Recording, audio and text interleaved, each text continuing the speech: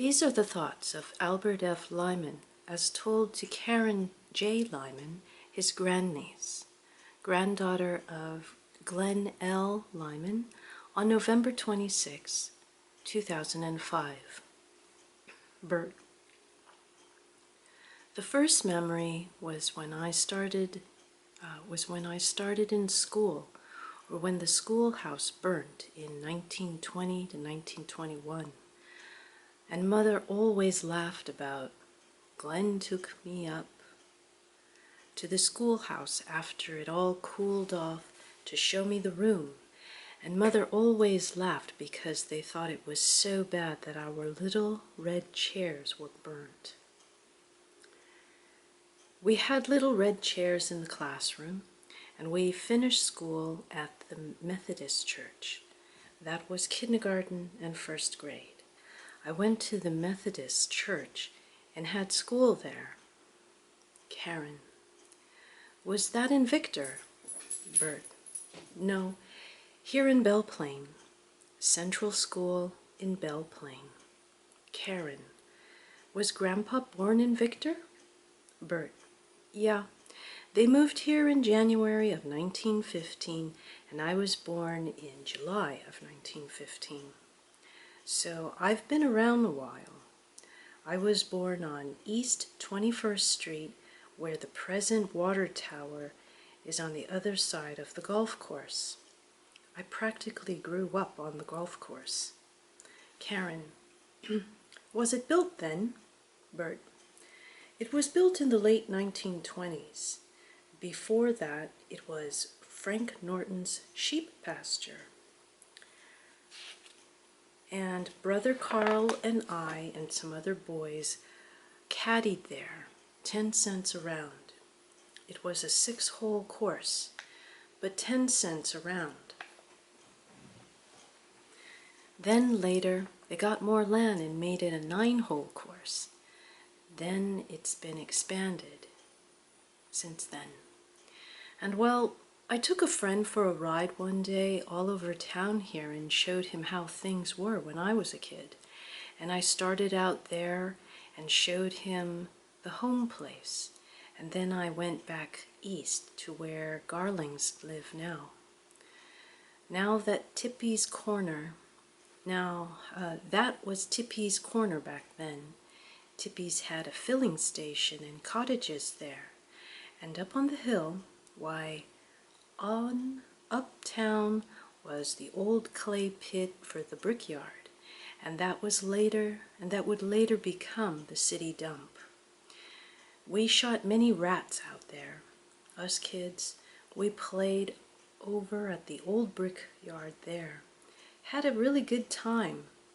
And Lincoln Highway earlier went past what is now Washington Manor, out there, back of the old Edwards place, the brick house, and south on 13th Avenue, to 12th Street, and then on Main Street, 7th Avenue, and then north on 21st Street, and then straight west.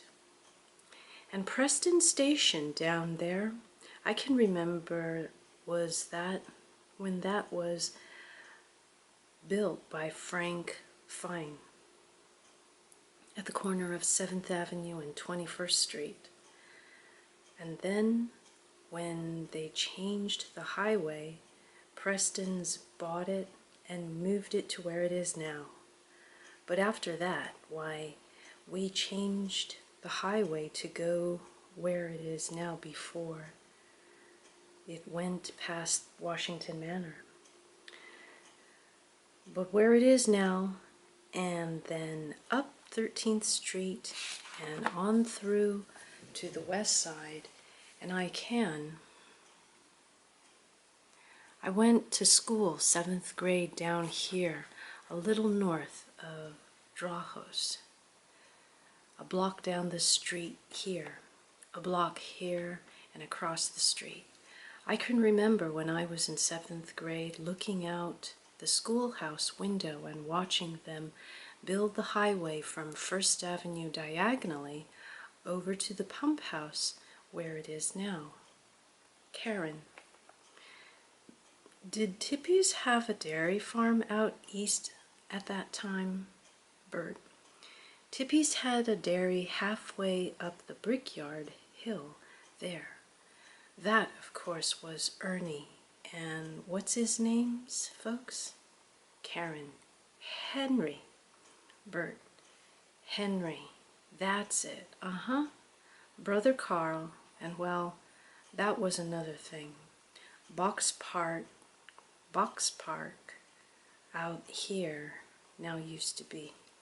Well, when the highway went down that way, Boxes moved their house out there just east of the park now, and that's where Boxes lived. And they had a filling station, some tourist garages there, and they also had a ballpark there, baseball park, and a theater that faced northwest there, way up to the northwest. Karen. Tell me who your father and mother were, and were they in Victor, and then who your brothers were. Bert. My father and mother were Louis and Dora Lyman. There were 6 of us boys: Glenn, Melvin, Ivan, Floyd, Albert, and Carl. The 4 older ones were born over at Victor, and Carl and I were born here at Belle Plaine. Karen. How many years between you boys? Bert. Well, let's see. Glenn was born in 89, and Dutch was born in 01. Karen. 99. Bert. 99. Karen. Yeah. Bert. Dutch was born in 01. Karen. That's Melvin. Melvin was nicknamed Dutch. Bert. Yes. And Ivan was born 3 years later. And Floyd was born 3 years later than that. Then there were 9 years between Floyd and me, and then 3 years between Carl and me. Karen. So you were 16 years younger than Grandpa? Bert. Yes. Karen. You've talked about Carl a couple of times. Were you exceptionally close with him? Were you as close as brothers? Were you close as brothers? Bert. Yeah, until after school. When school was out. When he was out of school, why, he hit the road. I don't mean he left, but he was busy all the time, playing dances and stuff like that. Karen. Did you all play instruments? Were you all musical? Bert. The rest of them, except Glenn, played with them, I should say, and I played enough to play in the band, the town band, but that was about it. But Carl played dances. Well, in fact, that might have been his undoing. He burned the candle at both ends. He was railroading and trying to make the mic set up in a tavern. Oh, and just across the river of Maquoketa. Karen. Where? Bert. Maquoketa. He lived at Maquoketa, and ran out of Savannah, Illinois, then playing dances besides, and that was, I always figured, too much of a load. Karen. Why did all your brothers end up going as adults? What did all your brothers end up doing as adults? Bert. You know what Glenn was doing? Karen. Yes, I know that. Bert. And Melvin was. Karen. Where did they end up? Glenn was in, and Bert was in Cedar Rapids. Bert. Glenn was in Cedar Rapids, and Ivan lived with the folks until he was mentally handicapped, and he ended up in a care center at Cedar Falls. Karen. What was his comprehension level? Was he like a third grader or a sixth grader or Bert? I would say yes. That was because by mastoid operation, very few even lived through mastoid operation. Karen, he had a mastoid operation? Bert, uh-huh. Karen, what were they trying to do with that? Bert, well, it was infected. There seemed to be a rash of it at that time. He had a scar behind his ear, here where the surgery. Karen, was the surgery what affected him? Bert, yeah. Karen, and gave him the mental handicap? Bert, uh-huh, yeah. Bert, Karen, I never knew that. Bert, and then Floyd was a baker. He worked here in Belle Plaine as a baker, and then in Cedar Rapids, and then in Davenport. At the beginning of World War II, he went to California. He worked for Northrop Aircraft out there until the war, and then spent the rest of his time as a florist. And Carl, he settled down. He was a railroad. He was an engineer on the Milwaukee, and I was garage. After that, when things straightened out a little, when I got out of high school, there was no work to be had. Karen, what year was that? Bert, 1933. And you worked at just whatever you could get. And I worked for $1 a day for a long time during the Depression. Karen, was that good money? That sounds like pretty fair money. Bert, I cut logs on the river bottom for $1 a day. That was before chainsaws, too. That was hard work. Karen, was that on the Iowa River? Bert, yeah, down here south of town. There was a sawmill set up down there. Karen, was that pretty good money in the Depression era? That was pretty good money in the Depression era, wasn't it? Bert, well, farmers in those days kept a hired hand, and they were usually paid. But most of them were paid $1 a day, and board and room. And then in the late 1930s, why, things started picking up. And I ended up working at a garage here. Garages, I would say.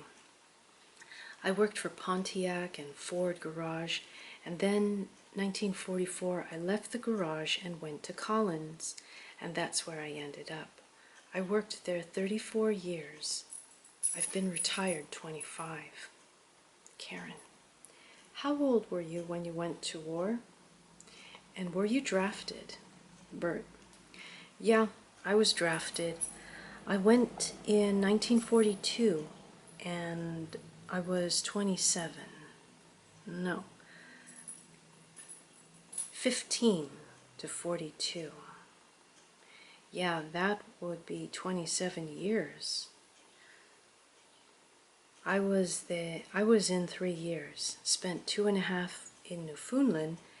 I was lucky. Karen, what did you do? Bert, mechanic, motor sergeant. Karen, tell me again. I know I've talked to you about this, but tell me again how you met Aunt Ruth and you came home during the war and married her. Bert, that was before the war. We had some mutual friends and we lived on the farm there. A bunch of kids was running around and I thought they'd like to have one of the white kittens. These mutual friends and I took the kittens out to look at them, and that's the way it started. Karen. So you met Ruth when you took the kittens. Bert. Yes, they lived on a farm between here and Elberon. Elberon. Karen. What was her maiden name? Bert. Niebendahl. Nebendahl. Good Irish name. Karen. Did you like each other right away? Bert. Well, we must have. Karen. Do you remember stories about dating her? Bert. Neither of us got serious about anything. We thought we'd work with it a while, but it must have been all right because we've been together 61 years. Karen. How long had you dated her when you came back and married her? Bert. Well, we started dating in May of 1941. Then I went to the service in September 1942, and I had leave in May of 1944, and it was on leave that we were married. Karen. Where did you get married? Bert. Elberon Methodist Church. Karen. Did she set it up that when you came home you were going to get married? Bert. There wasn't much setting up to it. Everything was done in such a hurry. Karen.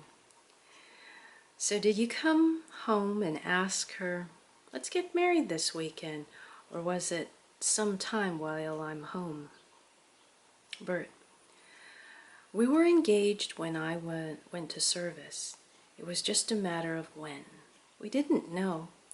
I'll tell you about when I was home and we got married. I had 2 weeks or 3 weeks in the States, and the station and the ration board allowed me 5 gallons of gas for 3 weeks. But I had a big-hearted mother, and she had an uncle that was on the farm. If we needed any more gas, why, we knew where we could get it. Karen. Where did you get your gas from? The ration. Bert. They gave us coupons, ration coupons. We could buy it any place. We went to the ration board on Belle Plaine, yeah.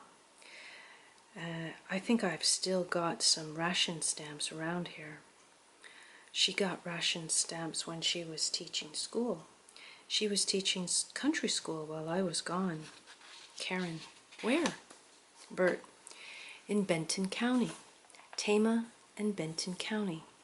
York number 5 and Benton Homer Township. I don't remember the name of it. She was one of the last one-room school teachers. Karen. How long did you go back to war before you got out after you got married? Bert. May 1944 until September 1945. Karen. She must have loved you. Bert. Yeah, I'll tell you. Things were different in those days. Like I mentioned, going to school. When I started to school, I walked all my school days from out there, even as a kindergartner. Today, why, you can't let a kid that size get out of your sight. Karen. How far did you walk to school? Bert. Oh, it was about a mile. But nobody could harm the kids.